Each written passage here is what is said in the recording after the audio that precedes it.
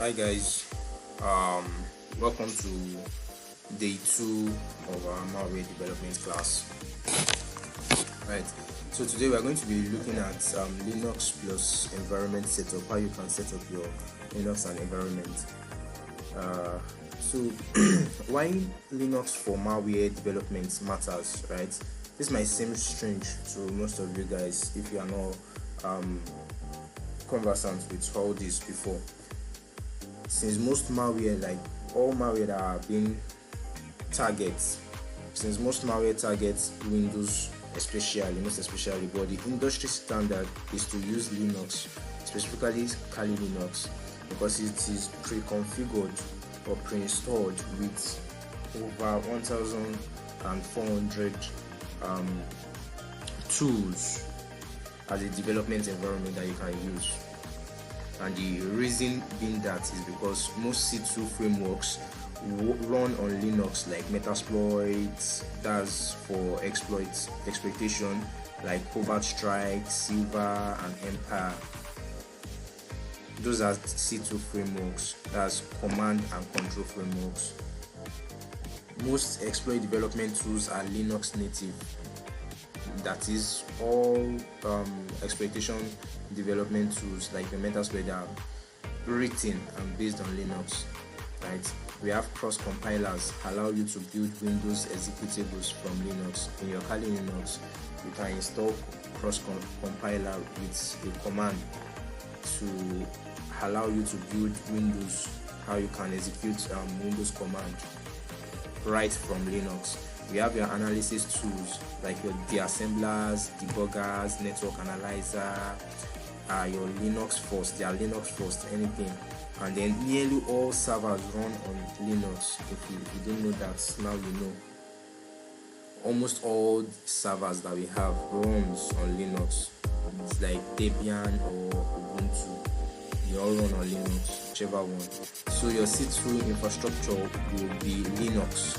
So you don't need to master so many Linux tools like that. Just be comfortable with some few commands, like about 15 to 20 commands. So we are going to be looking at that now. The essential commands. So we have like file navigation, that's your PWD, your printed working directory, which is where you are. You have ls to list files in current directory.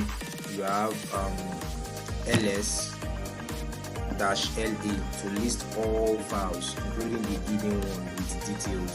We have cd/path2/folder to change your working directory.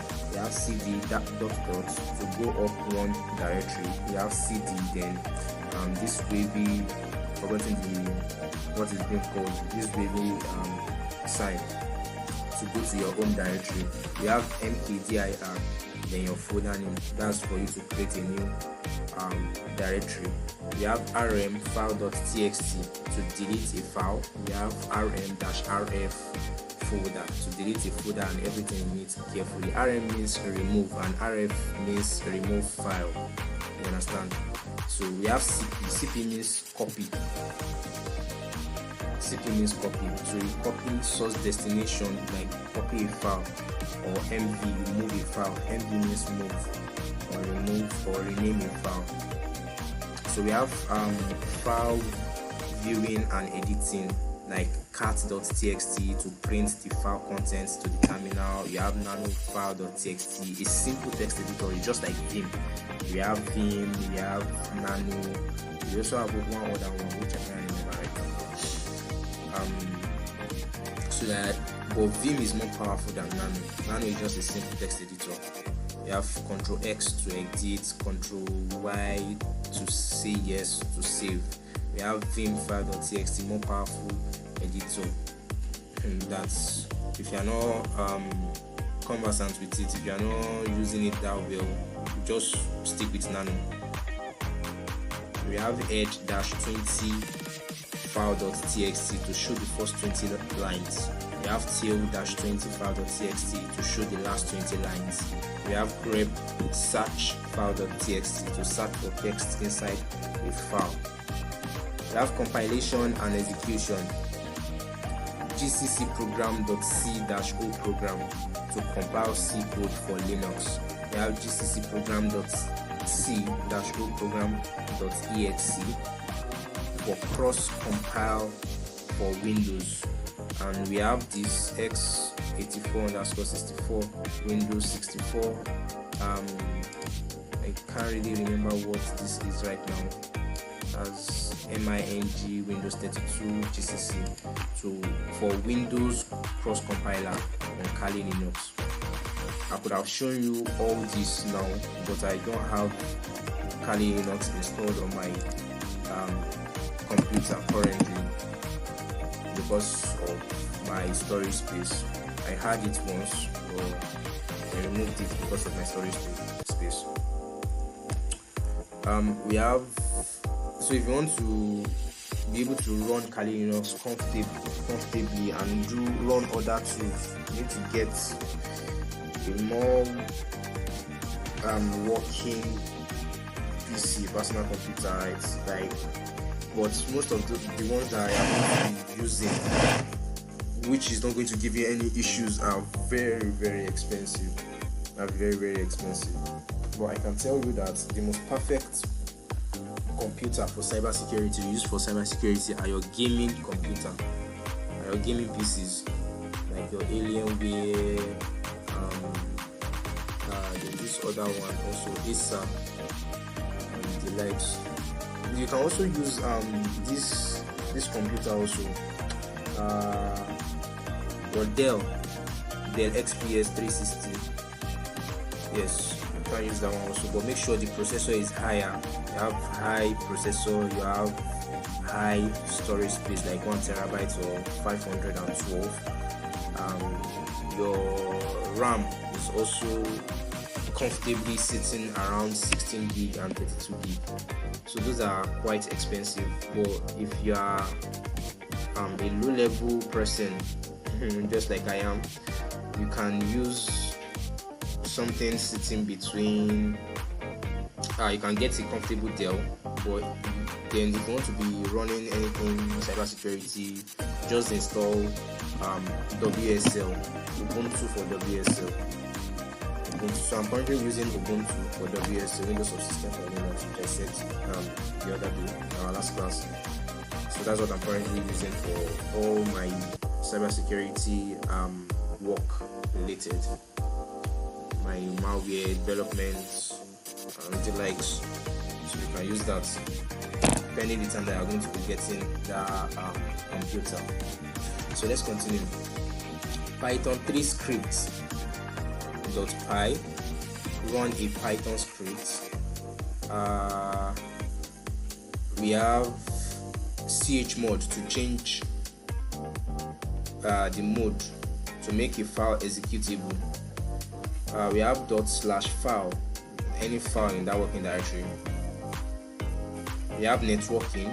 We have nc-ldnp4444 to listen for connections on port 444. We are going to be trying this. We have nc. These are just commands, right, that you can go through.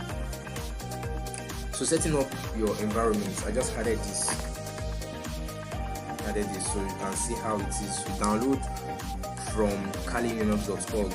Please, if you are downloading any software, make sure you download from the exact most recognized site, or download it from their site.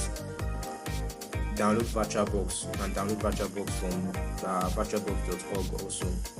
Run as a VM. Comes pre-installed with most tools you need. Install cross compiler like sudo. This is the command that I'm going to be using. Sudo apt install mingw-w64. You can also use Android. If you don't have a PC, you can use your phone. I also use my phone for security testing and the likes.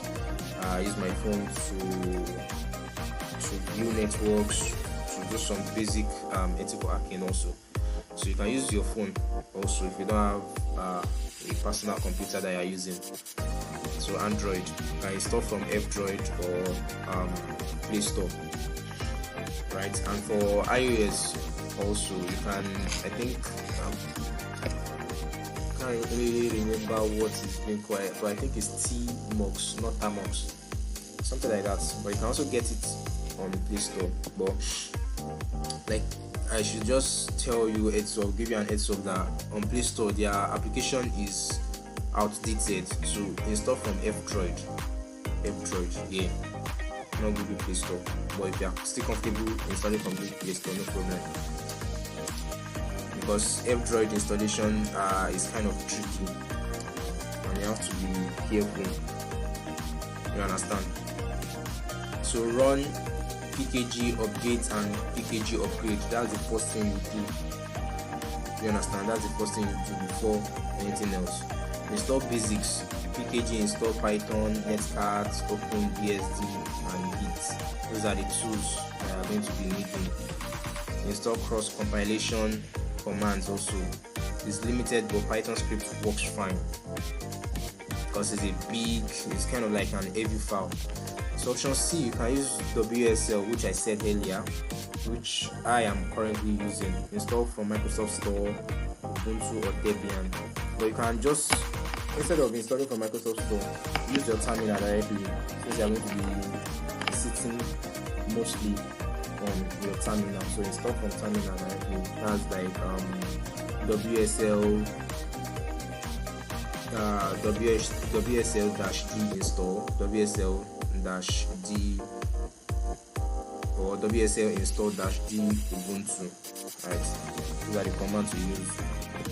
You have lab safety, the golden rules. This is critical. Break these rules and you can face legal consequences.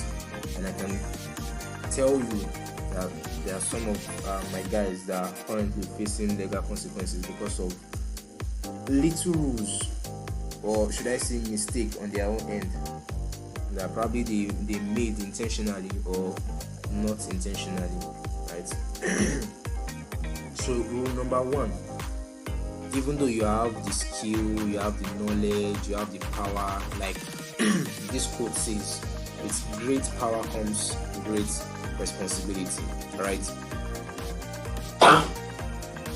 Sorry. So even though you have those things at hand, never test on systems you don't own, because if you are caught, you know what is there? Face legal consequences. So unauthorized access to any computer system is illegal, very, very much illegal. This includes your school networks, company systems, friends' computers, where you can play around with your friend's computer. Just make sure you inform him maybe before or after, so he knows. Even just scanning can be considered illegal in some jurisdictions, but I don't think here in Nigeria anybody cares. But just be careful the way you scan. That's not advice to do. Rule 2, use isolated labs so it's not traced back to you. Anything you do on a public network can be traced to you, except routing through Tor, or you have a pen drive or something like that. So always use virtual machines for testing. Disconnect the VM from the internet when testing payload. Use NAT, network something forgotten, or host only networking, not bridged mode. All this you are going to be seeing it in your VMware. Take snapshots before running anything suspicious. Rule 3, don't upload samples to public scanners, because every upload has your signature that is already encrypted to it, which it carries or sends along. So it can be traced back to you. That's the end result. So services like virus total shares samples with AV vendors, uploading a custom payload bond signatures onto it. You must check detection. Use offline tools or private sandbox like VPN or any other private tools there are.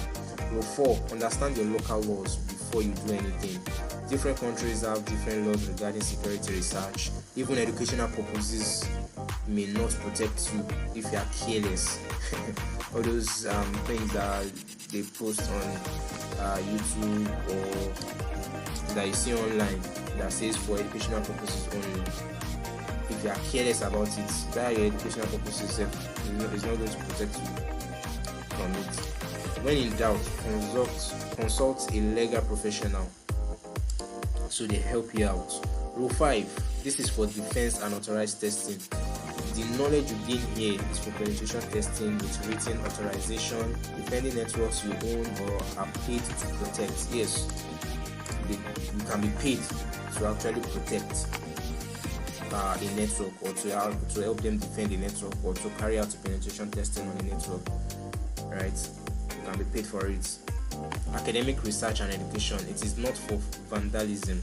Do not try and steal anything from it. Do not try and use prank, except your friends, which you can.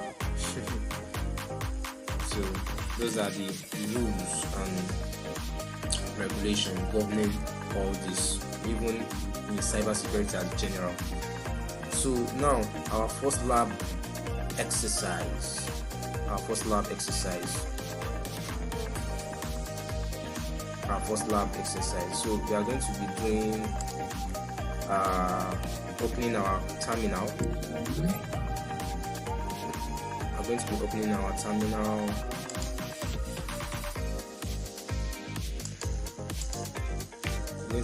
terminal. Let me see. Yes, let's be opening our terminal.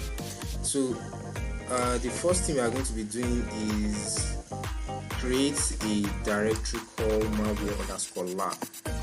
If I do ls, it's that directory, and I am listening. Right, go from my malware development class lab. So the next thing, I want to leave this text documents now. I'm going to be holding Control X, right? Control X, then Control Y, because we already have name, written name here, test.txt on the top here. So it will prompt you help, cancel. Just press enter. You don't need anything here. This is our first connection. This is our first connection, and I am listening. Right. So this is our basic C2 communication. Right. When you type something here, you should be able to see it here. Hi, we are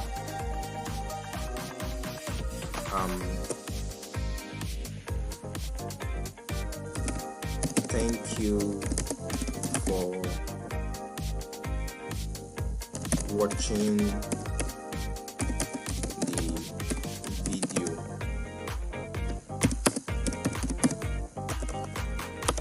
Thank you for watching the video, and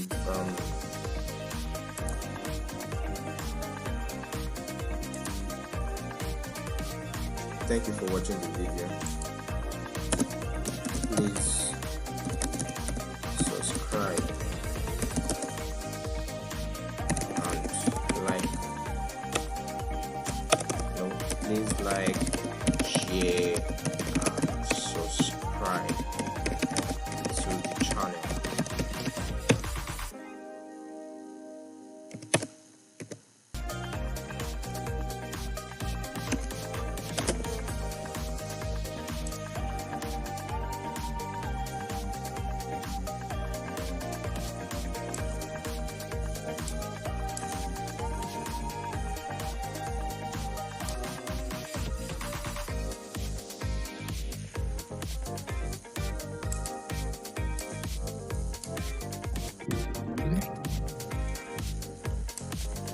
So here we've come to the end of Day2 class. So let's quickly go through the summary. Linux Kali is the industry standard for malware development and analysis. You only need 15 commands to be functional. Well, you need more than that, but still, just be comfortable with 15 to 20 commands at least. Set up a lab, VMware, and never test outside it. The lab is sacred, right? It protects it with isolation and rules. Netcat is your simplest tool for testing network communication. Thank you, and see you on the other side.